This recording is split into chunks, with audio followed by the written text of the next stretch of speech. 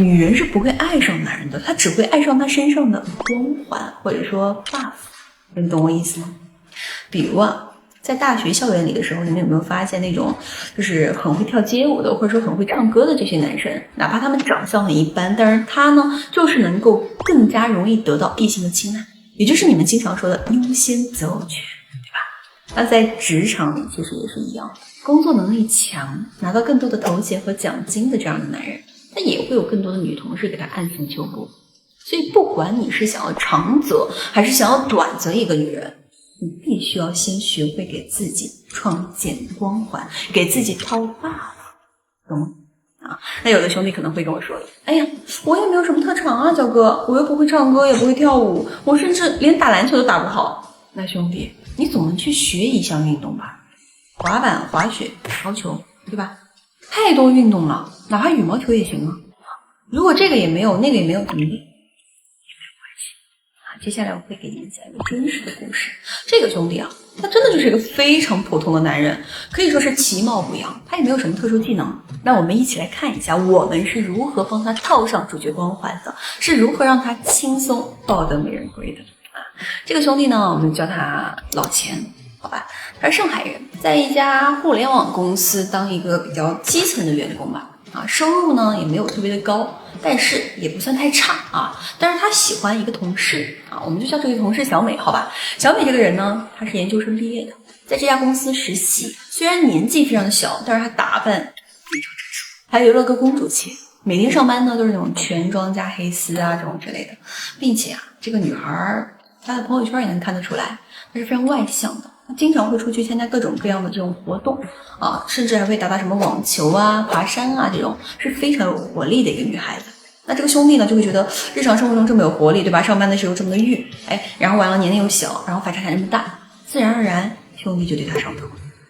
这个兄弟呢，就经常帮他去处理一些那种就是各种工作上的问题。但是因为这个女生经常跟他聊天嘛，这个女生就说自己喜欢那种有很多闪光点的男人。那这个兄弟啊，他就觉得自己也没有什么特别出彩的地方，又特别的宅，所以他就出于自卑他就不敢去推进关系，所以找到了我那老规矩认知课呢先给我上起来，对不对？我不管这个兄弟平时加班到多晚，工作有多忙，每天你至少要给我留2个小时来给我这儿补课。因为一个人的认知他不足，不管你去学再多的什么技巧啊、方法论啊，这些都是徒劳的，知道吗？因为你自己的内核不足，你运用不起来，你运用出来的这个效果跟别人就差108000里那这个过程呢，其实对于兄弟来说，其实也是既刺激又痛苦的刺激呢，就在于他听到了一些就是前所未闻的一些观点和真相以及他能够听到一些真实有趣的一些案故事。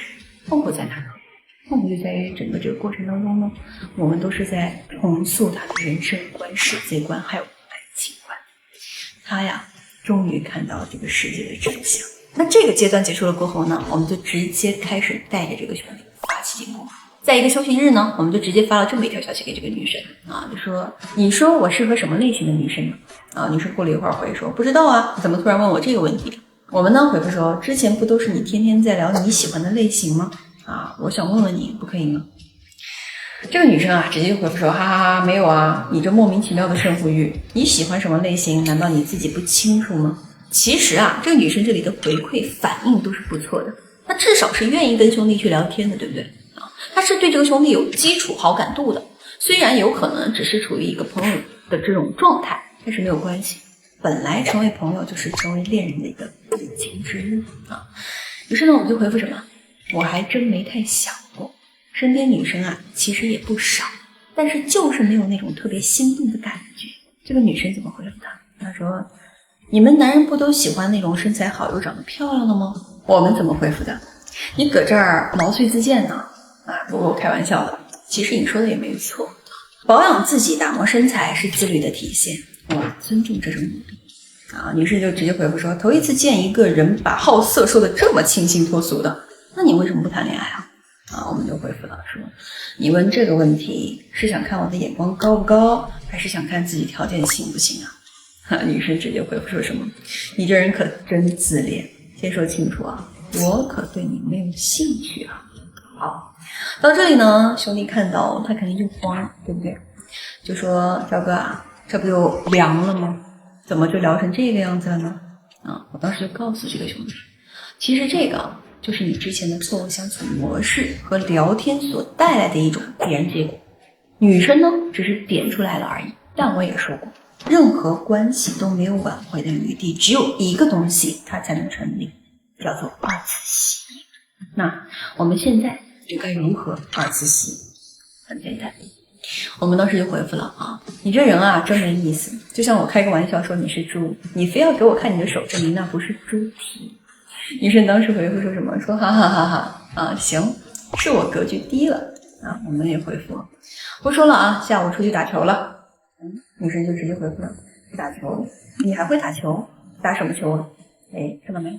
从女生这里的话就能看出来，兄弟此前在他心目中的印象真不是太好，是个宅男嘛，对吧？跟运动是不沾边的，所以呢，我们就要扭转兄弟的形象啊。不然咱们只说了打球，那谁知道打台球还是打网球还是打高球啊，对吧？我们就直接回复了呀，啊，我们就说从你的话里我看到了轻蔑，我只是不怎么跟你聊我的生活而已，不代表我没有。哎，女生是直接回复的啊，就说行吧行吧，小看你了。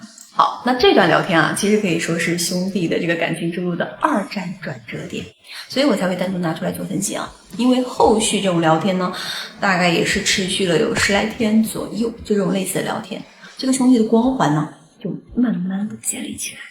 但是中途啊，也出过一点状况，就是女生呢，她直接邀请兄弟一起去打网球了，那兄弟根本就不会的，那这个怎么办呢？去了不就露馅了吗？啊，所以别着急，从现在开始才是真正的专业。